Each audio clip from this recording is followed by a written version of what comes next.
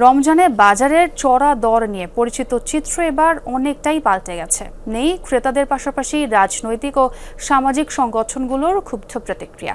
দোকানি ও ক্রেতারা বলছেন, রোজার বাজার নিয়ে সরকারের হোমওয়ার্কের সুফল মিলেছে। আমদানির সময় হাতে রেখেই কমিয়ে দেওয়া হয় অনেক পণ্যের শুল্ক কর।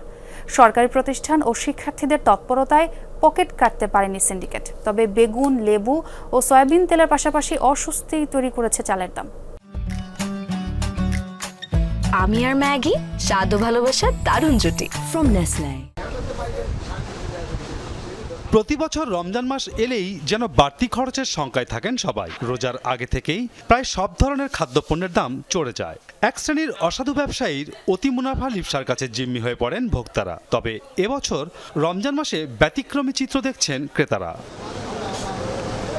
এবার আর রমজানে পণ্যের দাম চড়েনি, বরং মাসখানেক আগে উচ্চ মূল্যে থাকা বেশ কিছু পণ্যের দাম রোজার শুরুতেই কমেছে। এতে সন্তুষ্ট সীমিত আয়ের ক্রেতারা। ব্যবসায়ীরা একটা না একটা পণ্য নিয়ে তারা সিন্ডিকেট করার চেষ্টা করত। সরকার চাইছে বাংলার জন্য, কিন্তু এবার কোনো আল্লাহর রহমতে কোনো কিছু নিয়ে খুব সহনীয় আছে। ভ্রাম্যমাণ আদালত যারা আছেন তারা যথেষ্ট পরিমাণ তৎপর এবং দ্রব্যমূল্য নিয়ন্ত্রণে রাখার চেষ্টা করতেছে। গত বছরের রোজার সময়ের সাথে এবারে তুলনা করলে দেখা যায় চাল ছাড়া প্রায় সব ধরনের পণ্যের দাম কমেছে। মৌসুম না থাকায় বরাবরের মতো বেগুন আর লেবু নিয়ে এবারও আছে অস্বস্তি। তবে রোজার আগে সবজির দাম নিয়ে দুশ্চিন্তা ছিল না। শীতে মিলেছে ভরপুর আবাদ, তাই নিম্নবিত্তের পাতেও এবার শাকসবজি ছিল পর্যাপ্ত। এবার আপনার সিজন টাইম, এই জন্য দাম কম।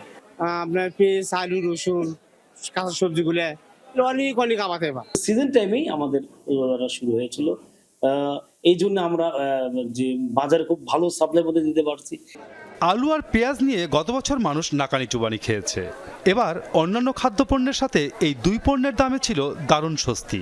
এ কারণে 23 মাস পর ফেব্রুয়ারিতে মূল্যস্ফীতি নেমে যায় এক অঙ্কের ঘরে। দোকানীদের অভিমত, কঠোর তদারকির ফলে রমজান এলেই বাজারে মূল্য বৃদ্ধির যে প্রবণতা তৈরি হয়, এবার তা হয়নি। রমজান মাসে বেশি ব্যবসা করব, যার কারণে বেশি মুনাফা করতে গিয়ে সিন্ডিকেট করে ফেলাইছে। এবার সেটা ছিল না। এভরিথিং এবার রমজানের সব কিছুই আপনার মানুষের ক্রয় ক্ষমতার ভিতরে ছিল। যে একটা হু হু করে যে বাড়তো, এই বাড়াটা এই বছর ছিল না। অন্যদিকে সরবরাহ স্বাভাবিক রাখতে আমদানি বাড়াতেও নেওয়া হয় উদ্যোগ। রোজার আগেই চিনি, সয়াবিন তেল, ছোলা, খেজুর সহ 9 ধরনের পণ্যের শুল্ক ছাড়ে 20 থেকে সর্বোচ্চ 85% পর্যন্ত আমদানি বাড়ে। ব্যবসায়ীরা বলছেন, এতে বাজারে ইতিবাচক প্রভাব পড়ে। পর্যাপ্ত সরবরাহ হয়েছে এবং আমরা দেখেছি যে প্রতিযোগিতামূলক বাজার হয়েছে, যার কারণে পণ্যের সরবরাহের কোনো ঘাটতি নেই। বাজার সীমিত আছে, মানে স্থিতিশীল আছে, কারণ এখন আমদানি পর্যাপ্ত পরিমাণ আছে, যার কারণে বাজার নিয়ন্ত্রণের মধ্যে আছে। এই সরকার তো কোনো সিন্ডিকেট রাখেনি, প্রচুর পরিমাণ আমদানি আছে বলে এখন পর্যাপ্ত পরিমাণে মাল আছে, অ্যাভেলেবেল মাল আছে।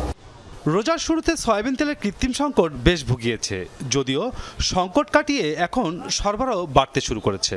ব্রয়লার মুরগির কেজি গত রোজার তুলনায় 10 থেকে 20 টাকা কমে 180 থেকে 190 টাকায় বিক্রি হচ্ছে। খাসির মাংস প্রতি কেজি 1100 আর গরুর মাংস 750, যা আগের বছরের তুলনায় 30 থেকে 50 টাকা কম। মাসুদুজ্জামান রবিন, যমুনা নিউজ, ঢাকা।